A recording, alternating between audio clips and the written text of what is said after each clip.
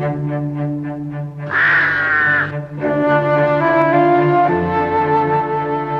y a bien longtemps au Moyen-Âge, les conteurs connaissaient 1000 monstres et 1000 merveilles dont ils firent des histoires. Et ces histoires se transmirent et se racontent encore, le plus souvent au coin du feu. Et moi, je suis le dernier conteur des monstres et merveilles.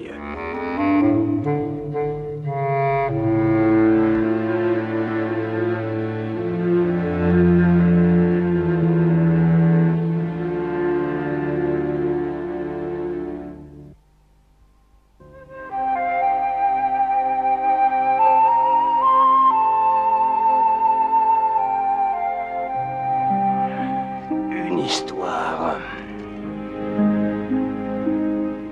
Imaginez une nuit noire, une nuit glaciale, une nuit comme celle-ci. Et au fond des bois, une cabane où le fermier et sa femme sont couchés pelotonnés sous la couette de plumes. Et sous cette couette, le fermier se réveille.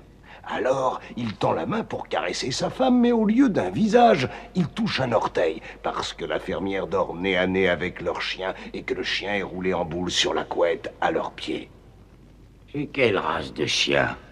J'en sais rien. Un chien, n'importe quel chien. N'importe quel chien? Ah ben, ça commence pas bien. C'est sûr que ça va me plaire. Oh, non! Rien que cette nuit. Ne sois pas sotte, femme. Je veux essayer, je n'ai rien à perdre. Pourquoi mets-tu ta tête au pied du lit? Qu'est-ce que ça peut changer? La sage-femme dit que ça pourra peut-être m'aider. Nous n'aurons jamais d'enfants. Si tu as envie de compagnie, fais venir une des veuves du village. Allons, rapproche-toi de moi. Tu vas me réchauffer.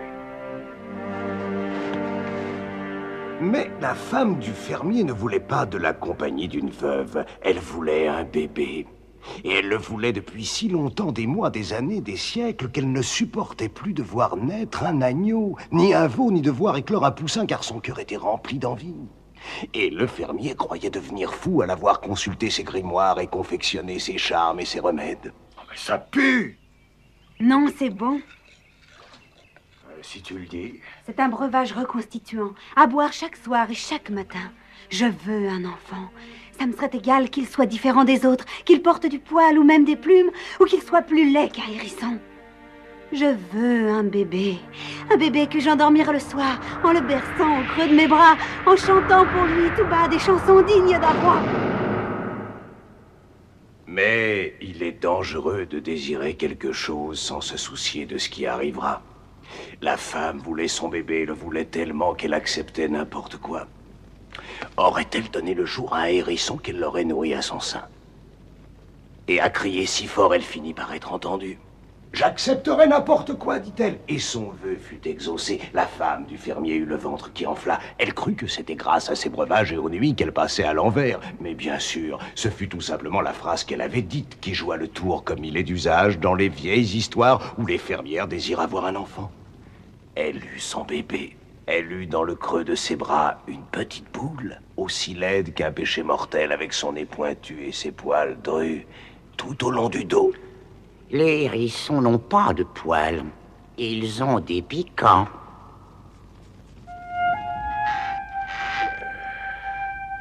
Oui, mais ce petit hérisson-là avait des piquants plus doux qu'un duvet d'oison. Et sa mère lui donna le sein et le berça au creux de ses bras en chantant pour lui tout bas des chansons dignes d'un roi. Elle lui donna le nom de Hans Piquedoux. C'est ainsi qu'elle l'appela. Oui, la mère aimait son bébé. Elle l'aimait de tout son cœur. Mais elle était la seule. Oh, vous avez vu ça? Quelle horreur! On dirait un hérisson. Ils se moquent de nous. Oh, ils sont plus laids qu'une bête. Oh, c'est horrible. Ne les écoute donc pas. Oh, moi, j'aurais honte à leur place. Un monstre! Oh, un monstre! On rentre chez nous. Je n'ai pas fait mes courses. Tu n'as pas honte de le montrer à tout le monde? Allons, ne pleure pas, mon bébé. Pleurer, tu appelles ça pleurer? Mais écoute-le! Vas-tu arrêter ces couinements? Ah! Et le fermier se mit à haïr son fils Hans, le hérisson. Là-bas, dans les champs, il coupait, il sciait, il labourait, il moissonnait, mais tout en peinant à sa tâche, le rouge de la honte lui montait au front et la peine lui brisait le cœur. Et puis la colère lui serrait les poings, et peu après les larmes, de grosses larmes éclaboussaient ses sabots. Oh. Et le temps passa. Les jours succédèrent aux jours, les semaines aux semaines, et Hans Piquedou grandit. Hé la bête! Hérisson, paillasson, Picasso! Mais qu'est-ce que je vous ai fait? Crasseux! Fouille crasseux! Et Hans Piquedou apprit qu'il était étrange. Il apprit qu'il était laid. Il apprit à être triste. Il apprit les noms qu'on lui donnait. Fouille crasseux!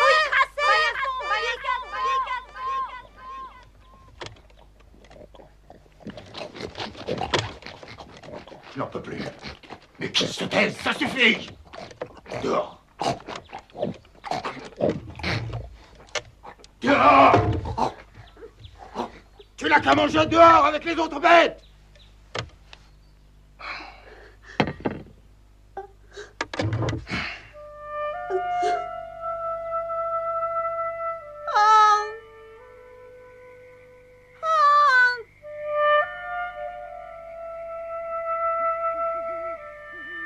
Reviens! Hans les entendait, mais il ne voulut pas répondre.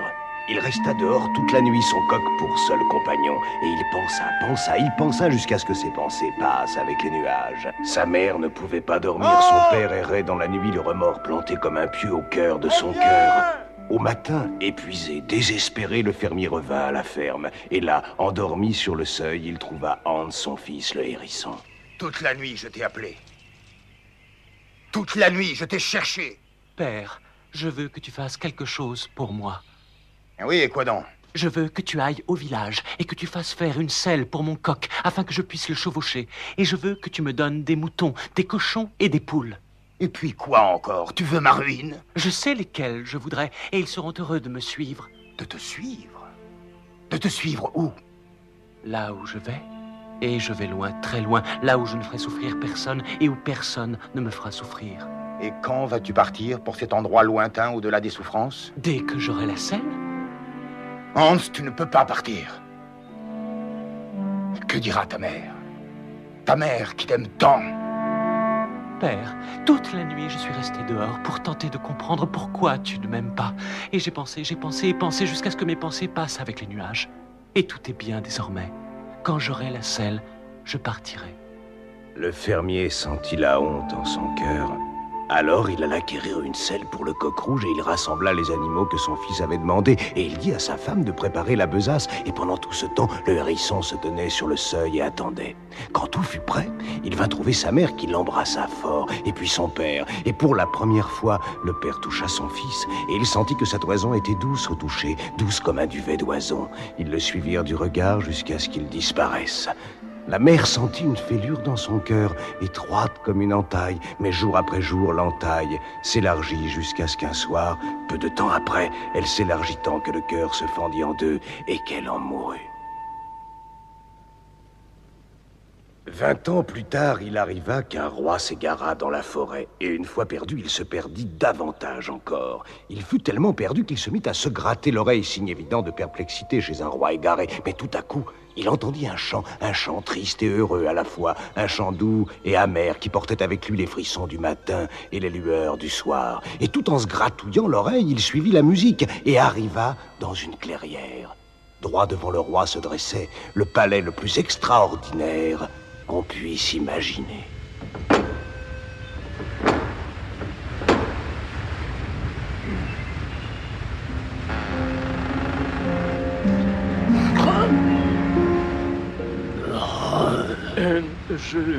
Je suis extrêmement confus.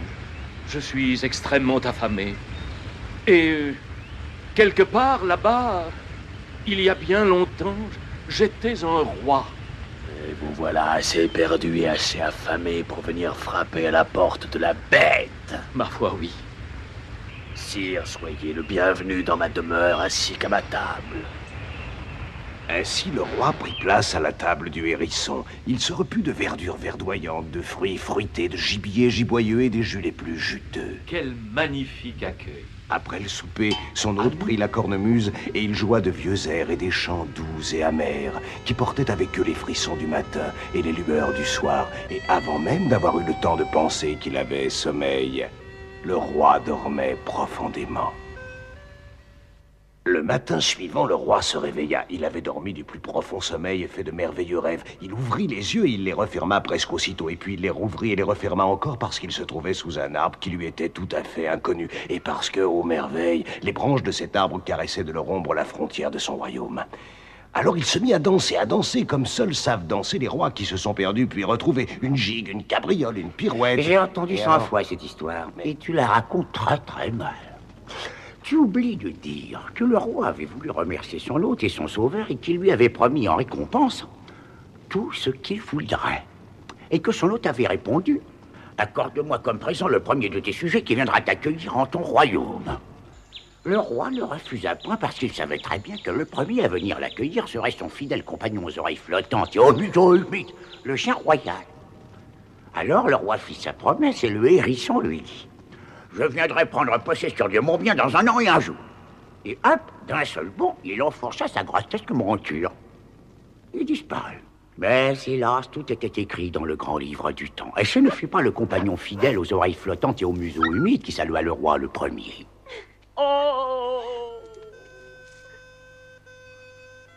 Alors le roi lâche la princesse de douceur et de sucre roux et son regard s'assombrit. Puis il frissonne, il tourne brusquement le dos à la princesse et au chien et part se cacher pendant 1 an et 1 jour.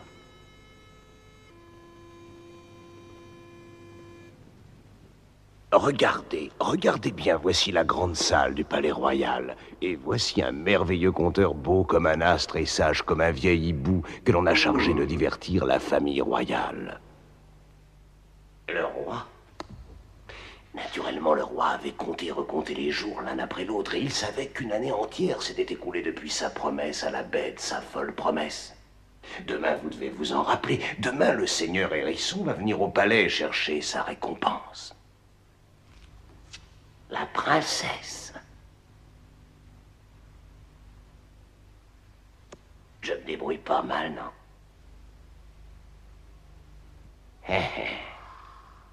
Qu'on le jette dehors, ce diable maudit! Qu'on l'enferme au donjon! Qu'on le dépaisse et qu'on le donne au pâture au requin royaux et que ses restes soient servis à son chien! Non, non, lâchez-moi! Lâchez-moi!